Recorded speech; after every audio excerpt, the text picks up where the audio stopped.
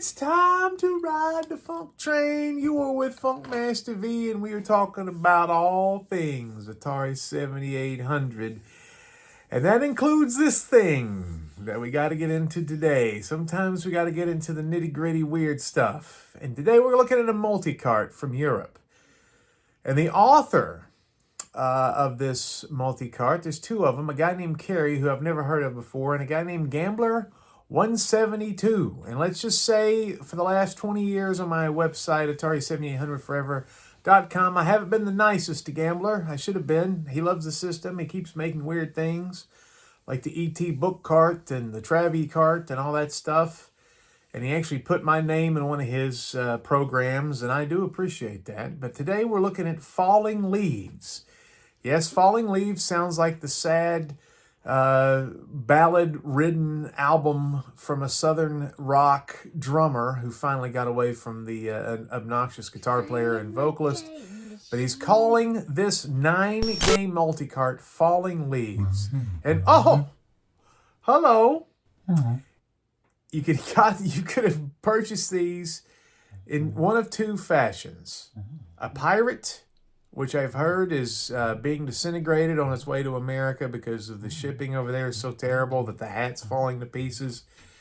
Or this, he calls a dragon.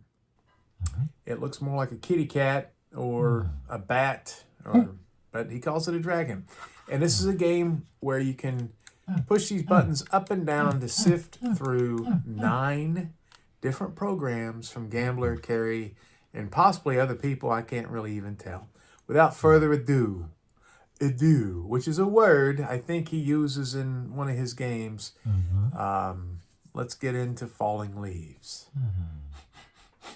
Since the beginning of time, there's only been one website with the Babylons to claim every game reviewed when it came to the Pro System, and that's Atari7800forever.com.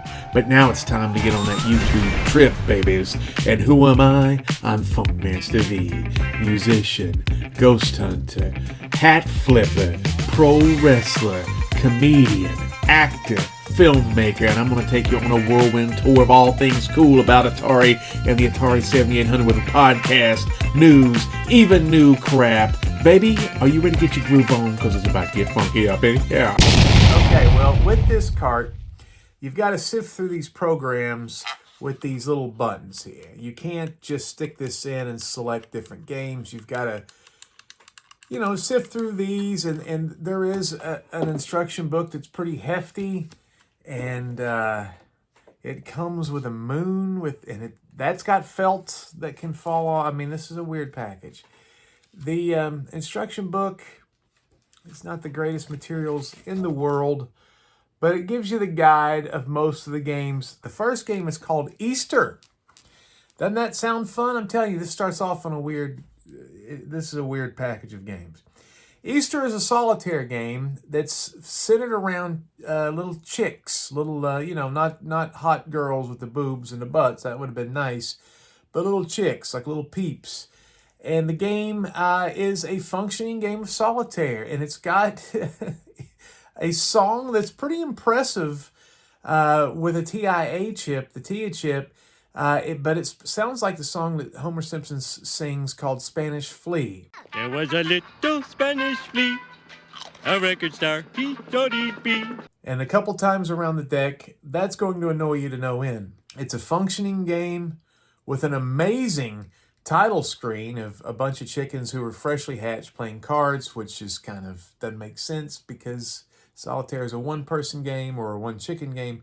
But you can, with the select button, pick 1 or 3 card draws with solitaire, and when you hit reset, it gives you a score. This is an actual functioning game. The courtesan cards feature egg faces of the king, the queen, and the jack, and they seem really weird looking, and it kind of makes me nostalgic because, old people always used to have weird looking stuff, and I don't know, the face cards or the courtesan cards of the deck are so strange that they just look like somebody I was related to and did not like would own. Game number 2, Pack Nester. Now, I've reviewed Pack Nester and Pack Pollux. These are just simple hacks of Miss Pac-Man.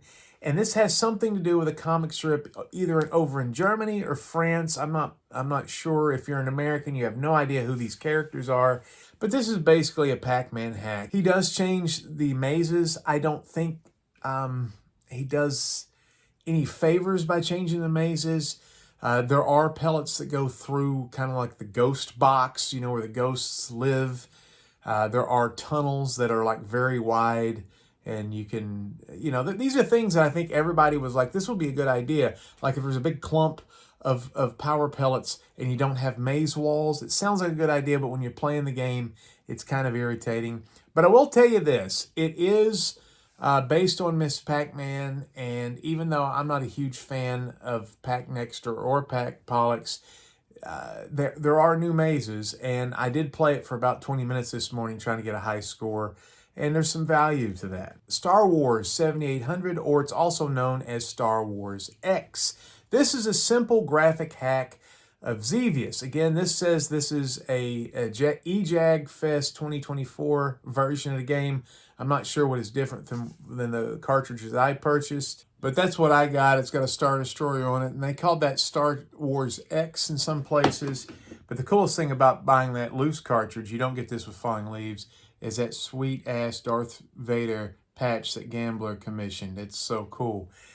This is Xevious with some graphical changes. The Millennium Falcon is the main ship. The TIE fighters are there. There's some AT-ATs that don't look good, but the sprite's okay. The one thing that's interesting about this, though, the ballistics of the enemy ships are no longer bullets. They're lasers, and lasers are longer, and it makes the game a little bit harder. So if you're an Xevious expert, you may dig this because this game will offer you a little bit of a challenge.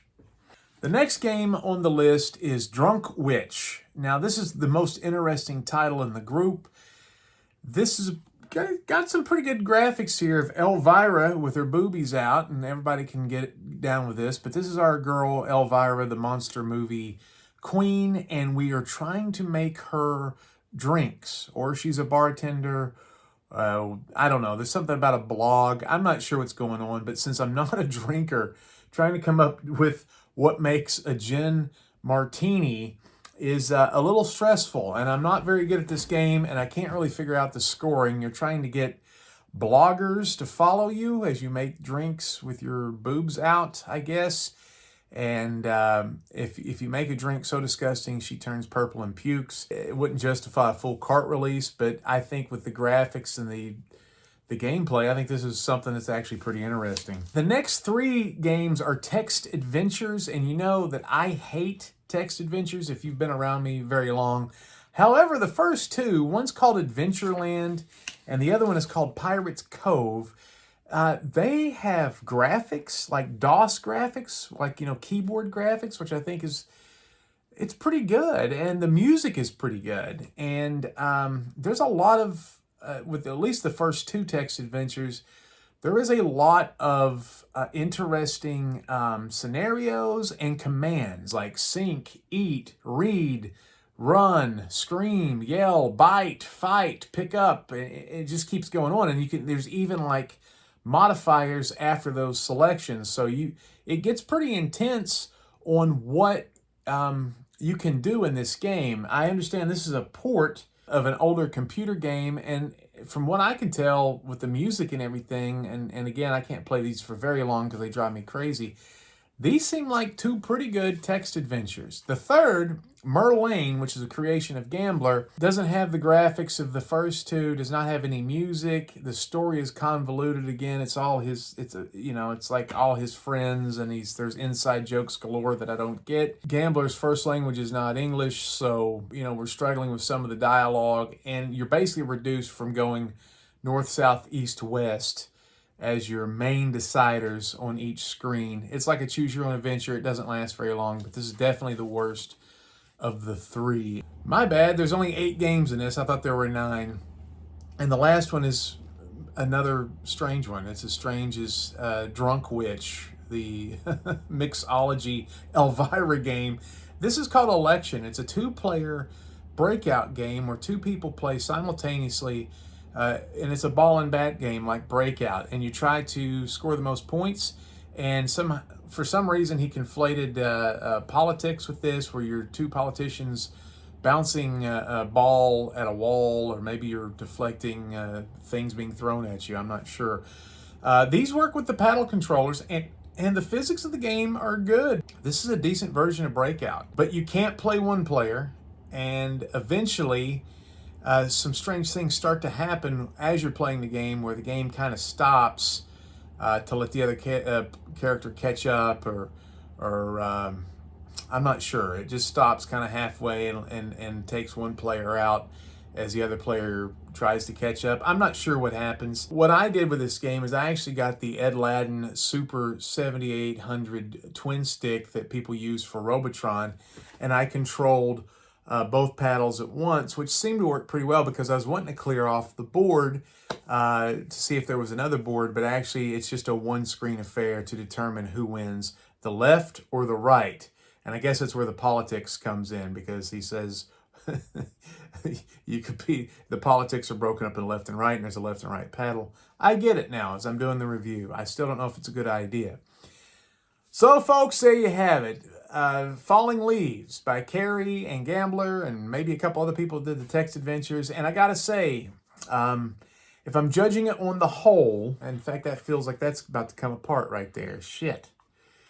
I'm talking about the plastic there. I think, is that broken? Well, these are 3D printed, so they're not the best quality. You know, they're not going to last till the end of time. And these are felt, and these start to come off. As soon as I'm done with this review, I'm putting this back on the shelf because I don't want it to fall apart. I enjoy the weirdness of this, but I'm probably never going to touch this again. However, I poo-poo a lot of Gambler's efforts, and I'm not going to do that today because I think the sum of the parts are greater than the collective whole. I've said whole twice on this outro. I wonder if I'm horny. Anyway, with that being said, this is a pretty good collection of games. They're all kind of counterintuitive to get into, except for maybe Xevious and Miss Pac-Man to figure out what's going on. And some of these are kind of, I don't know, they're kind of hard to figure out how to play them for a second or two. Even the solitaire game's kind of weird. But if you're talking about a collection of games, let's say we're on a desert island. You have a card game, you have 3 text adventures, which could take several hours to play through, I'm sure, those 3. You have a shooter, you have a maze game, a ball and bat game, and a game where a girl has her boobies hanging out, which, if you're on a desert island, that could do you well. And you could pretend you're making mixed drinks with Elvira.